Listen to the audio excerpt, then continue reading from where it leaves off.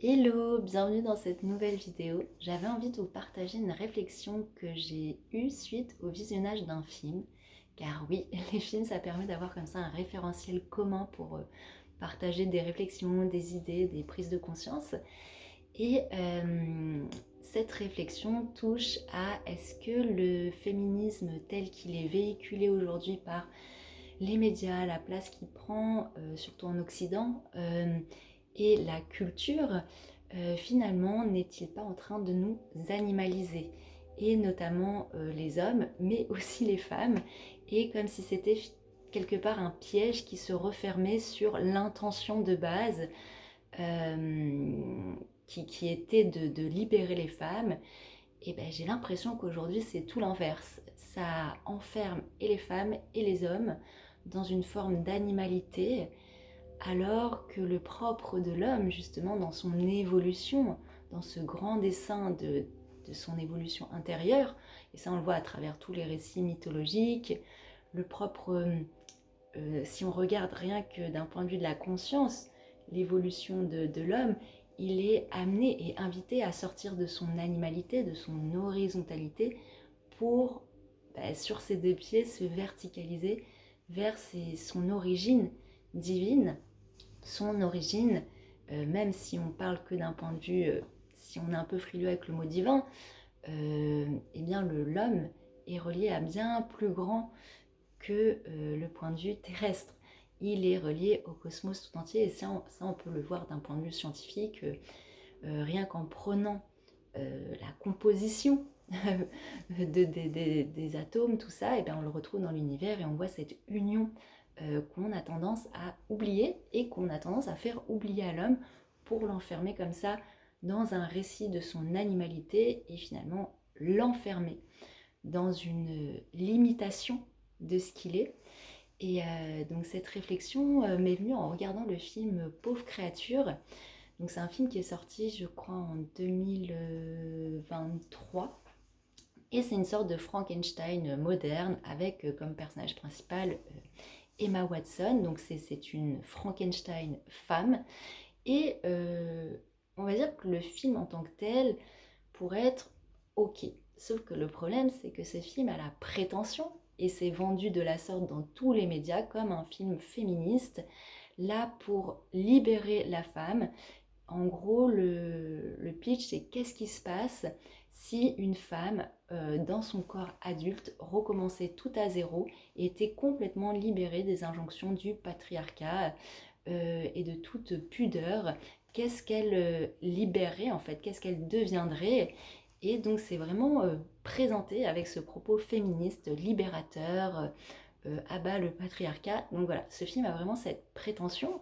Et c'est là où est le problème, c'est que le film en lui-même, c'est gros problémos. Si c'est ça le féminisme, gros problémos, parce qu'en gros, je vais vous spoiler le film parce que je vais vous épargner... ouais, je vais vous épargner ça. Mais déjà, en ayant vu le film, je me suis dit, oh là là, les pauvres personnes qui l'ont vu au cinéma, ça devait être long et d'une extrême gêne. Parce qu'en gros, le film, donc, on a ce Frankenstein féminin créé par un homme qui s'appelle Godwin, donc Godwin, vainqueur sur Dieu. Et donc là, je vais vraiment parler de symbolisme et à quel point c'est parlant et ça raconte les grands dangers euh, qui sont présents en fait dans cette façon de véhiculer cette forme de féminisme. Donc Godwin, celui qui crée cette Frankenstein féminine, déjà on voit dans son nom, donc comme j'ai dit, Godwin, vainqueur sur Dieu. Donc c'est quelqu'un un scientifique qui se place au-dessus de Dieu en tant que créateur et en tant que manipulateur quelque part génétique en créant une créature justement. Et donc il récupère une femme qui s'est suicidée et qui porte un bébé, et il prend le cerveau du bébé et il le met dans le cerveau de cette femme pour faire cette expérience de qu'est-ce qui se passe si une femme adulte recommençait avec un cerveau de nouveau-né, avec une nouvelle naissance. Quelque part, c'est le symbolisme de la nouvelle naissance. Et justement, c'est pour proposer un cadre où cette femme est complètement libérée de toutes les injonctions qu'elle avait eues par rapport des hommes, cette pression sociale du patriarcat en tant que femme. Le problème du film, c'est que la seule libération qui a lieu et le seul propos du film, c'est à travers la sexualité et ces pulsions, ces désirs qui sont finalement le cheminement du personnage pendant tout le film. Ça va être de répondre à ses pulsions, à ses désirs, à cette sexualité qu'elle sent bouillonnante et qui a besoin de s'exprimer, de s'expérimenter. Et finalement, c'est que ça. Donc, le propos du film, c'est la liberté de la femme se gagne à travers l'expression de sa sexualité, déconnectée des sentiments amoureux, déconnectée d'une vraie relation profonde d'élévation à travers un couple, et déconnectée aussi quand même du sens premier de la sexualité qui est donner la vie, parce qu'on voit que le personnage donc de ce Frankenstein féminin qui s'appelle Bella, elle se suicide parce qu'elle porte un enfant et elle n'est pas prête à avoir un enfant, donc elle se suicide. Donc déjà, il y a un déni du rôle de la sexualité qui est d'engendrer la vie. Donc ça, on peut comprendre parce que par la suite, on va comprendre que l'homme avec qui elle a eu cet enfant est très violent et qu'elle ne voit pas élever un enfant avec cet homme-là. Mais dans la suite du récit, c'est le fait qu'elle puisse avoir un enfant à travers tout rapport sexuel est complètement oublié du film. C'est comme si ça n'existait pas et pourtant elle a des relations avec tout un tas d'hommes jusqu'à aller dans une maison close. Là encore, le film nous présente la maison close comme un terrain de libération pour la femme, car finalement, même si ce sont les hommes qui viennent payer pour avoir des relations, c'est elle qui est maître d'un point de vue, elle gagne un certain pouvoir et une certaine liberté financière à travers ça, ce qui est encore problématique comme propos. Et même là, c'est complètement mis de côté. Et d'ailleurs, il y a même un moment où elle entend un bébé pleurer et elle se met en colère, comme si ce bébé voilà, n'était pas censé faire du bruit parce que sa liberté à elle était dérangée par ce que représentait la maternité. Et voilà, il y a tout un tas de choses très malsaines dans ce film.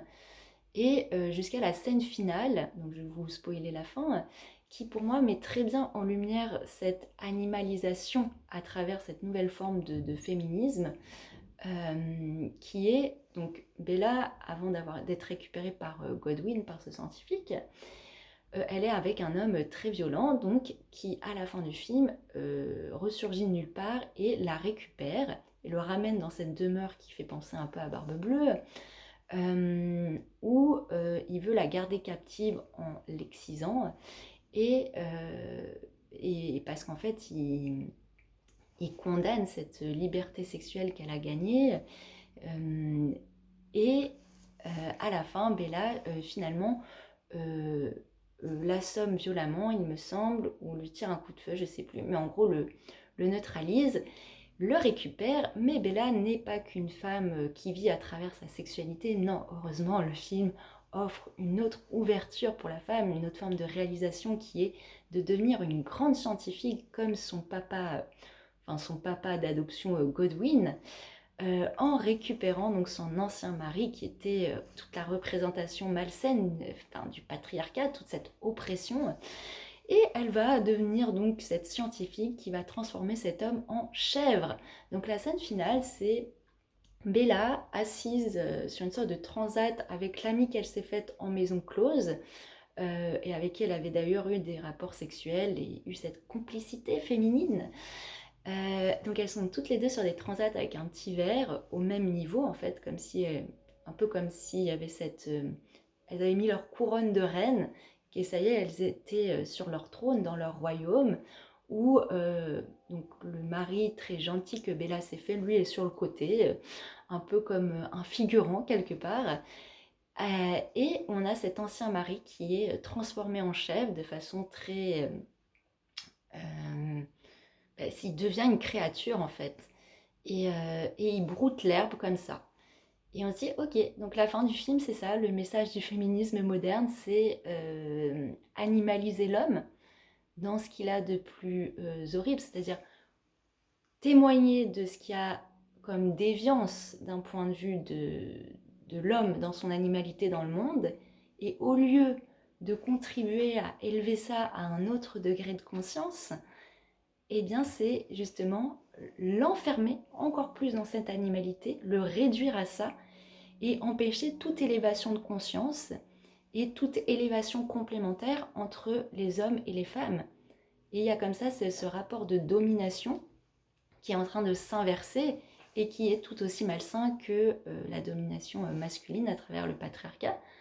Donc le film a cette prétention et se vend comme un film féministe et a pour message: libérez-vous à travers une sexualité sans penser aux conséquences.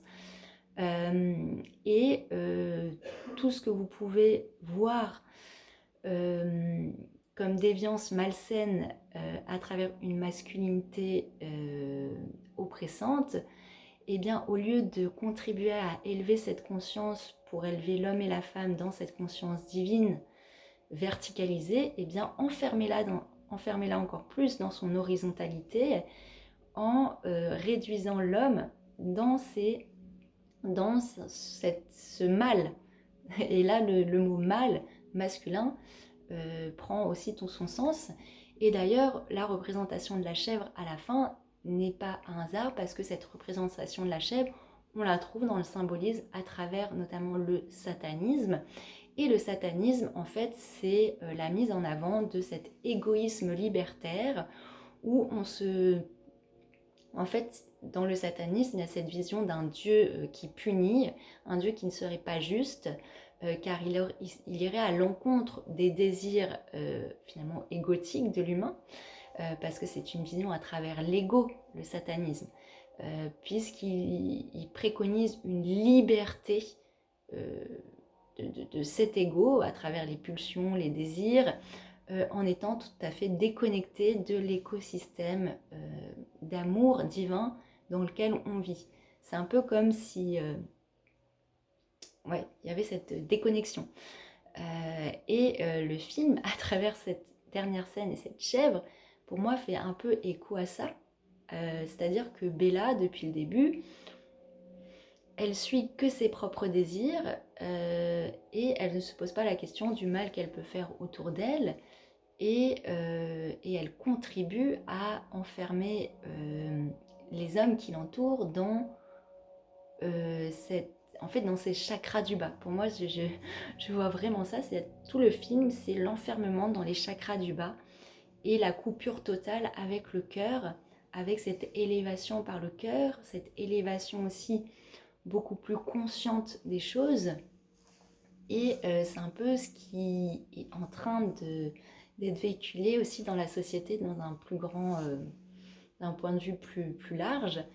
Et on va dire que le film s'appelle Pauvre créature, mais Bella, en fait, qui est une créature puisqu'elle est créée par un homme qui se croit Dieu à la place de Dieu, eh bien elle-même se met à créer des créatures. Et là encore, on peut faire le lien avec le satanisme. Et le satanisme, c'est pas quelque chose de déconnecté, c'est quelque chose qui existe vraiment. C'est une réalité. Quand l'homme s'enferme dans son animalité et quand l'homme se place au-dessus de Dieu, on nourrit une division. Et la division, c'est la diabolisation. Donc c'est très simple, il n'y a pas besoin d'aller dans des trucs très perchés, c'est juste quelque chose de très concret.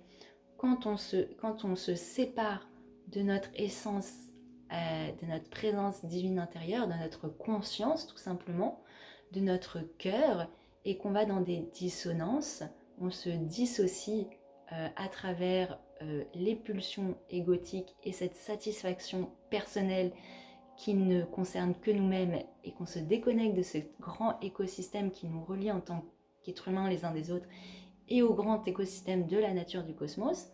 Cette dissociation nourrit ce qu'on appelle le diable, mais là encore à travers le point de vue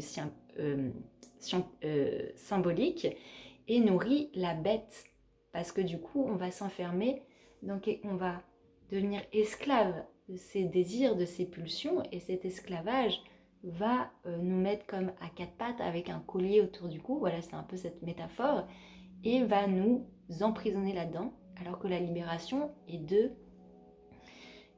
ramener ces pulsions, ces désirs dans le cœur et de les élever à un autre niveau de conscience et de les élever pour créer. Parce que dans le film, Bella, à aucun moment, elle est créatrice. Le seul moment où elle connecte à sa puissance créatrice, c'est pour créer un monstre. C'est pour faire d'un homme qui représente le mal, donc à travers ses comportements, pour l'enfermer encore plus dans son animalité. Voilà le seul moment où elle connecte à sa puissance créatrice.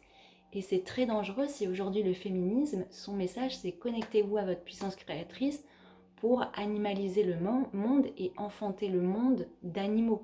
C'est l'inverse de tous les cheminements initiatiques. Tout cheminement initiatique, c'est l'intégration de son animalité pour la faire élever en conscience vers autre chose. Et d'ailleurs, l'antithèse de ce film, c'est l'histoire de La Belle et la Bête. Alors c'est vendu comme l'antithèse féministe de Frankenstein, mais Frankenstein, j'ai l'impression, même si j'ai pas lu les livres et que j'ai une brève souvenir de l'histoire, Frankenstein c'est une créature qui cherche à connecter à son humanité. Et d'ailleurs la plupart des films avant, on avait des monstres, leur quête initiatique c'était de toucher à cette humanité à travers notamment l'amour, donc ça on le retrouve dans Édouard aux mains d'argent par exemple. Dans Frankenstein, il me semble que c'est le même propos. Il cherche à toucher l'amour, mais l'amour du cœur, pas l'amour, pas les attirances, pas la sexualité animale. Non, on cherche à s'élever vers autre chose. Et là, c'est tout le contraire. Donc, c'est même pas une sorte de Frankenstein féminin, c'est une sorte désolée, mais quand j'ai vu ce film, je me suis dit c'est un peu une bouse et qu'est-ce que je vais faire de ça? Donc c'est pour ça que j'avais envie de faire une vidéo et de récupérer tout ça pour le transformer en quelque chose d'intéressant à raconter et à élever. J'avais même moi besoin d'élever ce film en conscience tellement c'était mauvais, c'est le mot. Et donc l'antithèse de ce film, on va dire que c'est l'histoire de La Belle et la Bête, parce que La Belle et la Bête, c'est, si on le prend dans toute sa symbolique, c'est une bête enfermée dans un château qui a été transformé en bête parce que justement il s'est mal comporté et ses comportements déviants qui l'ont dissocié de lui l'ont animalisé. Puisqu'il n'a pas écouté son cœur, sa conscience intérieure, il s'est animalisé à travers des comportements mauvais. Donc il y a cette bête enfermée dans le château, donc prisonnier quelque part, et qui va rencontrer la Belle. Donc la Belle, c'est ce principe féminin intérieur, cette beauté du féminin. Et là, je ne parle pas que de la femme, je parle que tout le monde a en lui-même ce principe féminin, ce creuset d'élévation, cet espace intérieur qui permet de s'élever. Et d'ailleurs, pour s'élever, c'est-à-dire que si on est tout le temps dans cette façon d'être au monde extérieur, eh bien on s'animalise parce qu'en fait on se façonne en fonction du regard des autres, en fonction de la société, en fonction des influences extérieures. Donc on est toujours à l'extérieur et finalement on se limite, on s'abaisse, on se diminue, on devient qu'une partie dissociée de ce qu'on est vraiment. Et pour retrouver cette verticalité, se libérer des influences extérieures et de ses limitations, il faut aller se rencontrer intérieurement. Et cette rencontre intérieure permet de s'élever vers un niveau de conscience plus élevé et vers une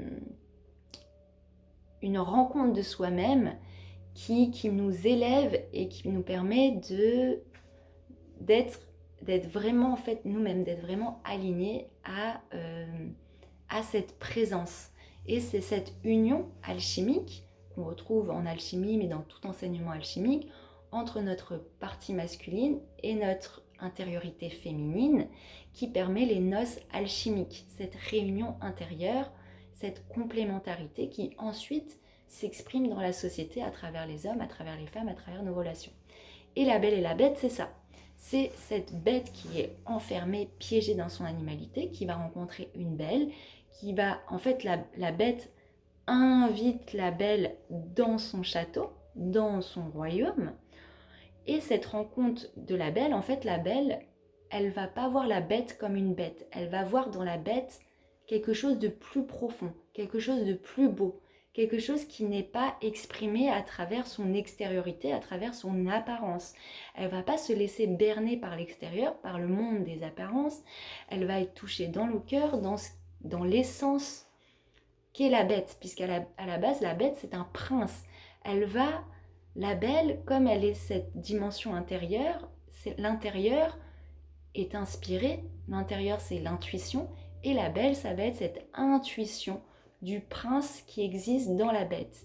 Et tout le conte initiatique de la belle et la bête, c'est la belle par cette intuition, par cette perception de l'être à travers les apparences qui va révéler le prince qui était endormi dans la bête.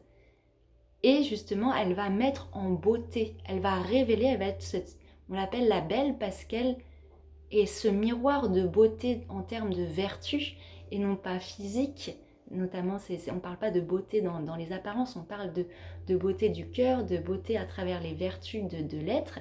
Et elle va révéler tout ça, ce qui va faire qu'à la fin du conte initiatique de la belle et la bête, elle ne l'a pas diminué et rabaissé dans son animalité de par les comportements qu'il avait pu avoir avant, mais elle va révéler dans la bête le prince qui a toujours été, et elle va l'élever en tant que principe masculin et l'élever en tant que prince. Et c'est comme ça qu'à la fin, il y a cette union de la belle et de la bête, mais c'est cette union intérieure de quand notre partie féminine élève toutes les parties animales en nous à un autre stade de conscience. D'ailleurs, c'est ce que raconte l'arche de Noé. Noé, c'est ça. Il récupère les animaux pour les élever à un autre niveau de conscience. Il accepte ces animaux dans leur pureté. Il y a une sorte d'épuration. Et bien, c'est ce qui se passe. Donc, tout le conte initiatique de la belle et la bête, c'est d'élever l'animalité du mâle, du masculin, à son niveau princier et le couronner ensuite en roi à travers les noces. Et c'est pour ça souvent que dans les contes de princes et princesses, eh bien, on a une princesse qui cherche qu'on cherche à marier à un prince pour devenir reine et que celui-ci devienne roi. C'est vraiment le principe féminin qui élève l'homme dans son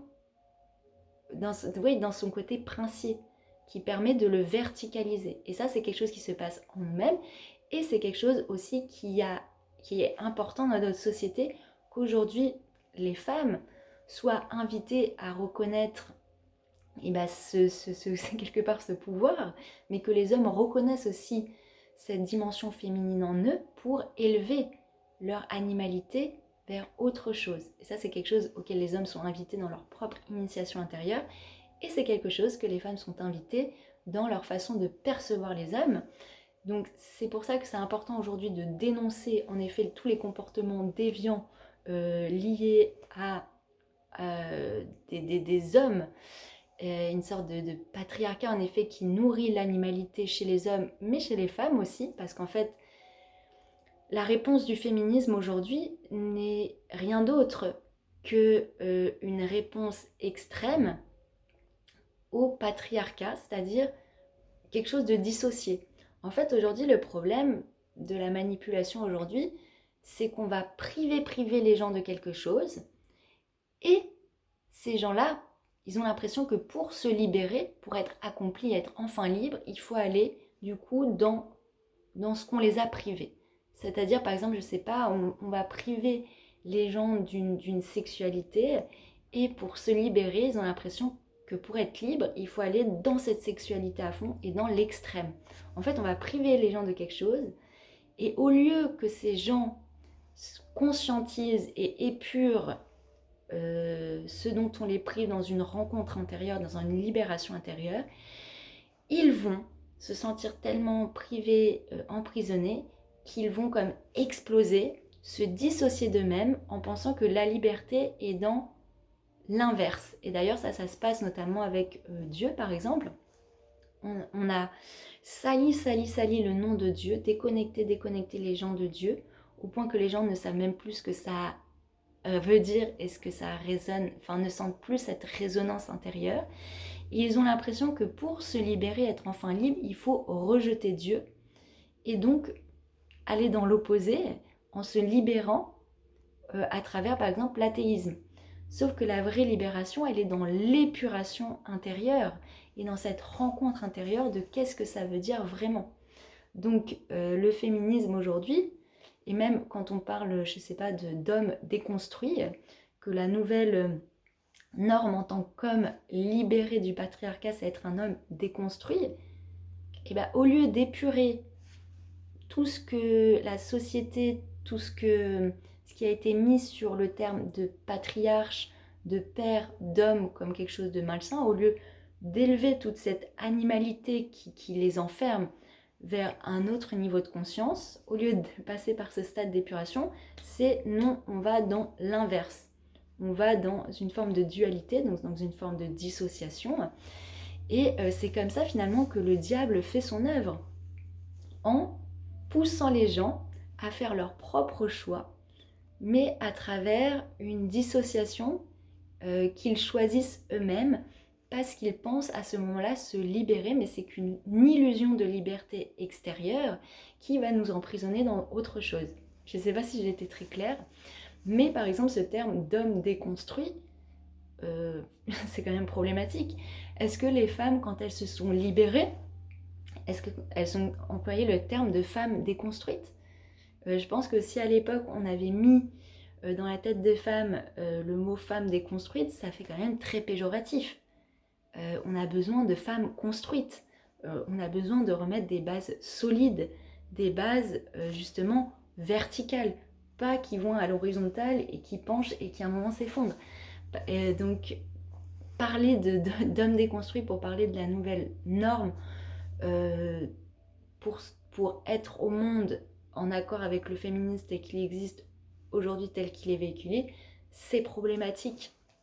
En fait, le gros problème, c'est que la définition en tant que femme et en tant qu'homme et dans cette complémentarité qui nous unit, qui nous permet de créer, en fait, c'est vraiment la complémentarité du féminin, du masculin en nous-mêmes et la complémentarité des hommes et des femmes dans ce qu'ils peuvent s'apporter, qui peuvent permettre de créer ce nouveau monde, ce monde auquel on aspire, mais dans la complémentarité. Parce que s'il y a une dissociation et une coupure, il n'y a plus de création commune. Donc c'est problématique. Et d'ailleurs, même le signe, le symbole du yin et du yang, on le voit bien, c'est une complémentarité.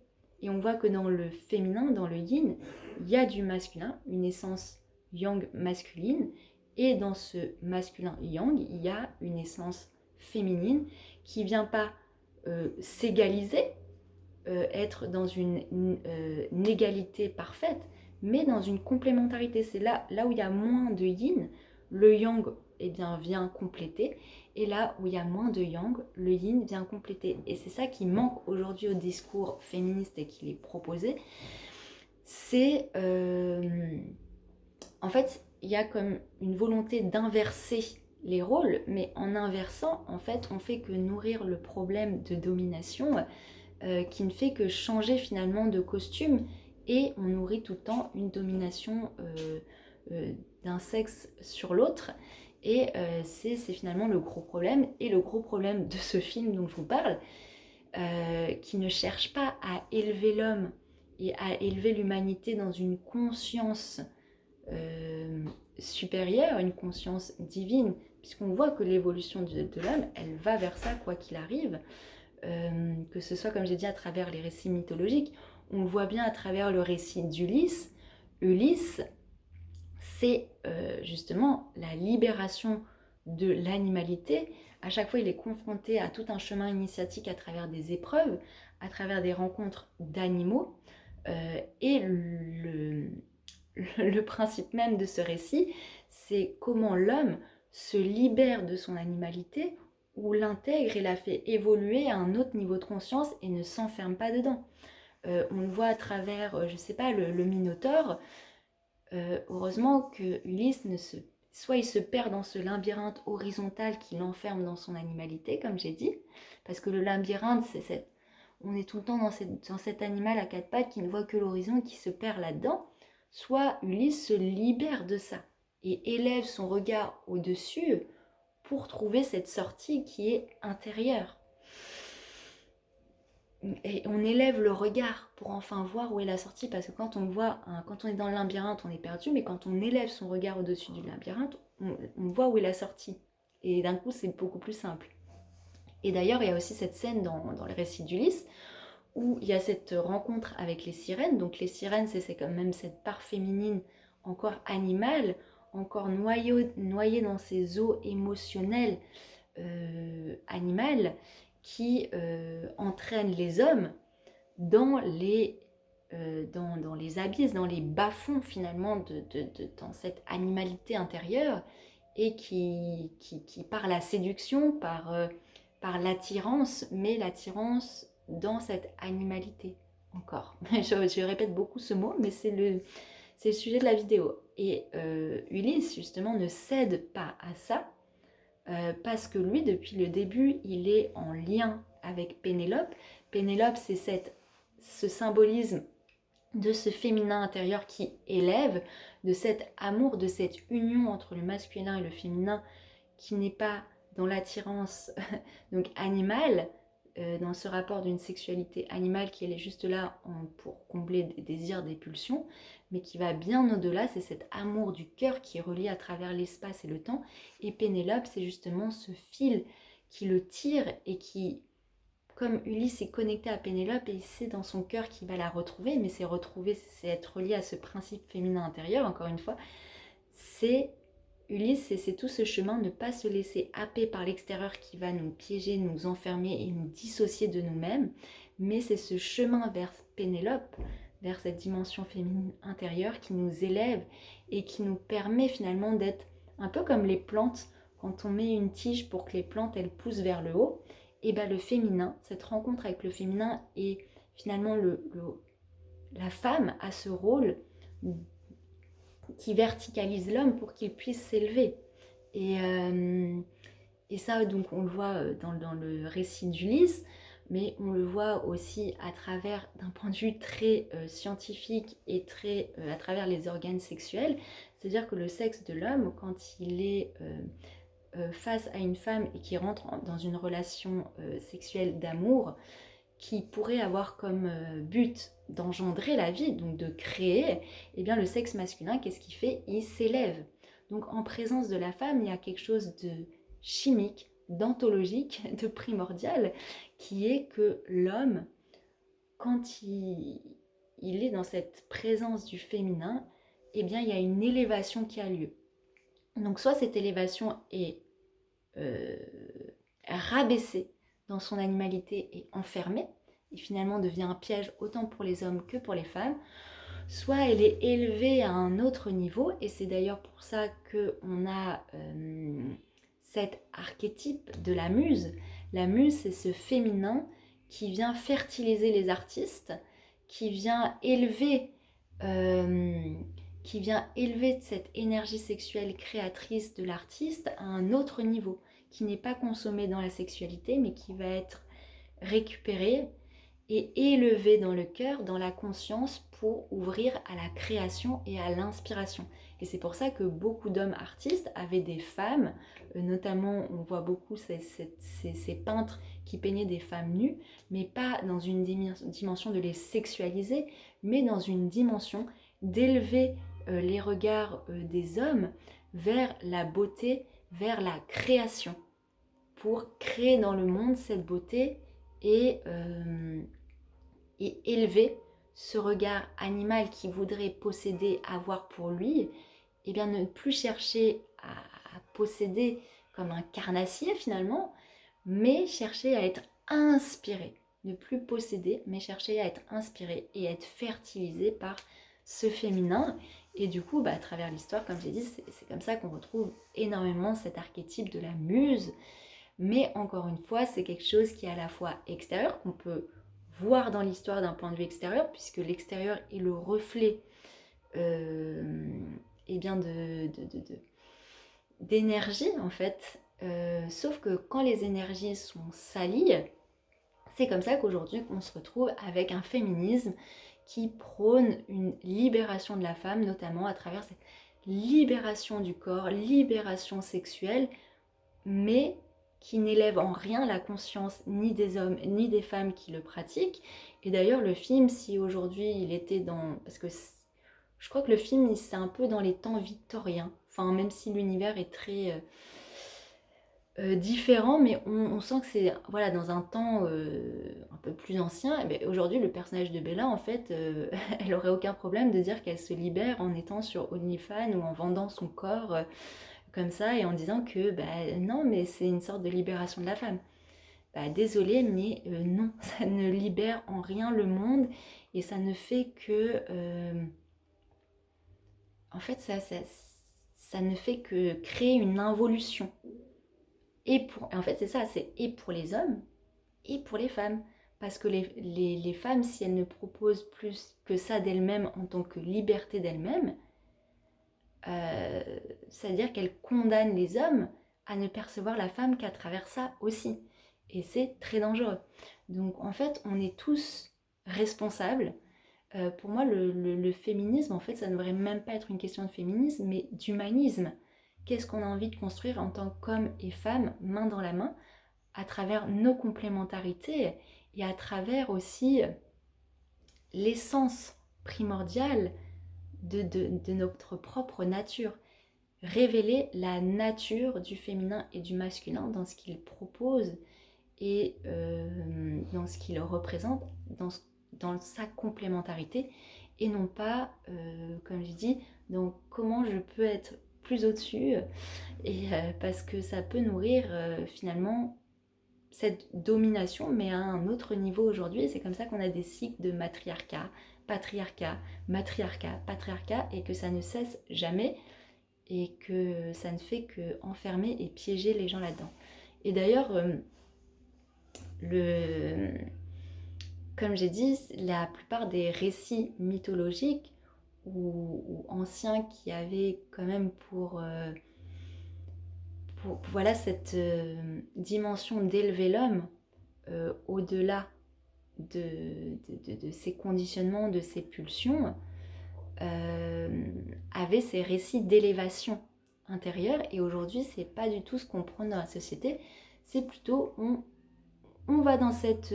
en fait, comme j'ai dit, il y a vraiment cette résonance avec le satanisme quand on cherche la définition sur Wikipédia, qui est cet égocentrisme libertaire.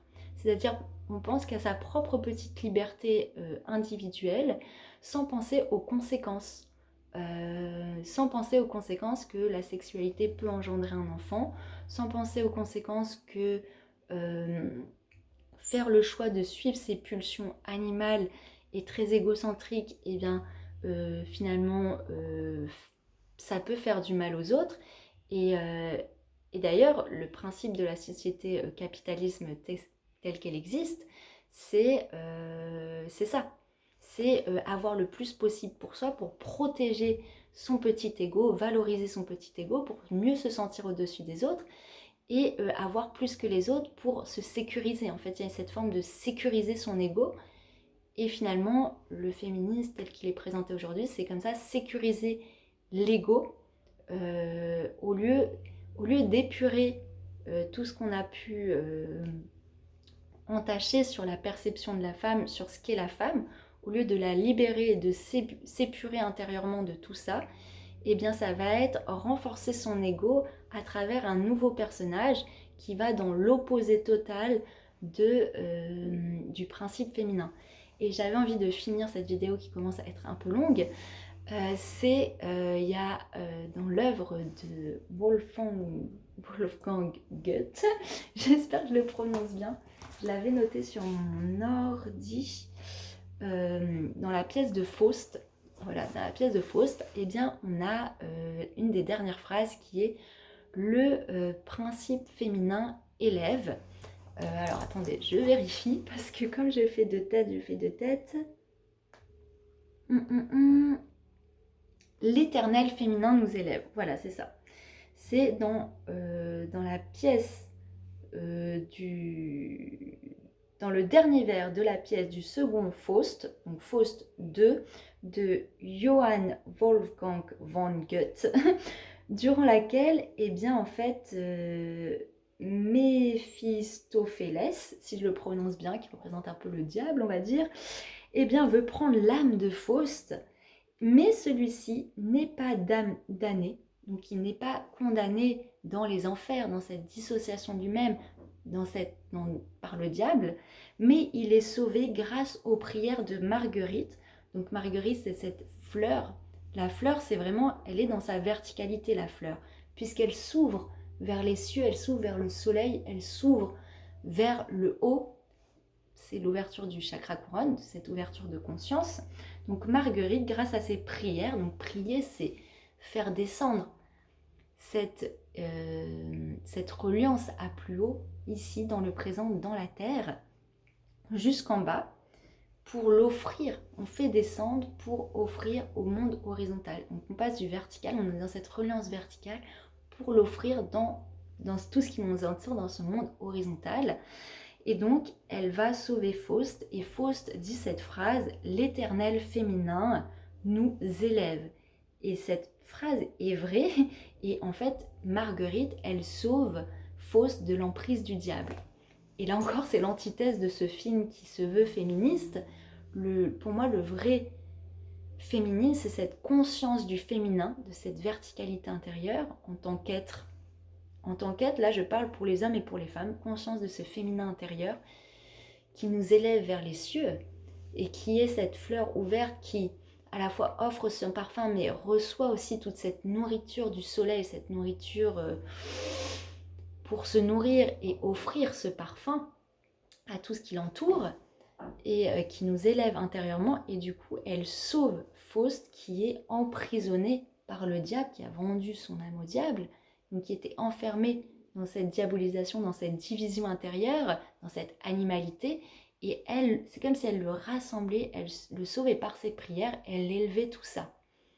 Et c'est magnifique comme fin, et d'ailleurs ce qui est intéressant, c'est que cette phrase « l'éternel féminin nous élève » a été beaucoup décriée par certaines féministes. Je ne sais pas pourquoi, mais encore une fois, il faut bien comprendre que quand je parle de féminin, de masculin, c'est déjà des principes qui sont présents à l'intérieur de nous-mêmes, et c'est ce qu'on va retrouver dans tous les récits initiatiques, mythologiques, dans la plupart des histoires en fait de princes et de princesses. Ça parle de nos principes à la fois intérieurs et extérieurs, de cette alchimie que nous sommes invités à faire, à réunir en nous-mêmes pour créer cette harmonie en nous, mais aussi dans tout ce qui se reflète dans la société. Et voilà, j'avais envie de finir cette vidéo qui commence à être très très longue. Donc n'hésitez pas à me dire en commentaire ce que vous avez, si ça vous parle, si ça fait un écho. Encore une fois, je ne suis pas là pour dire qu'il n'y a rien à faire par rapport aux femmes aujourd'hui, mais je pense que c'est quelque chose qui touche d'un point de vue plus l'humanisme, parce qu'on est tous concernés. Si on crée un courant féministe comme si les hommes n'étaient pas concernés, pour moi il y a un problème, c'est qu'on veut pas, qu'on veut dissocier. Et tant qu'on veut être dissocié et nourrir la dualité, eh bien on fait l'œuvre du diable. Donc pour moi ça ne nourrit pas les choses forcément dans la recherche d'harmonie, de complémentarité, de compréhension et de création commune, parce que de toute façon on ne peut que créer que par l'alliance des deux principes. Donc voilà, je vous remercie d'avoir écouté cette vidéo jusqu'au bout, et puis je vous dis à bientôt pour une prochaine vidéo.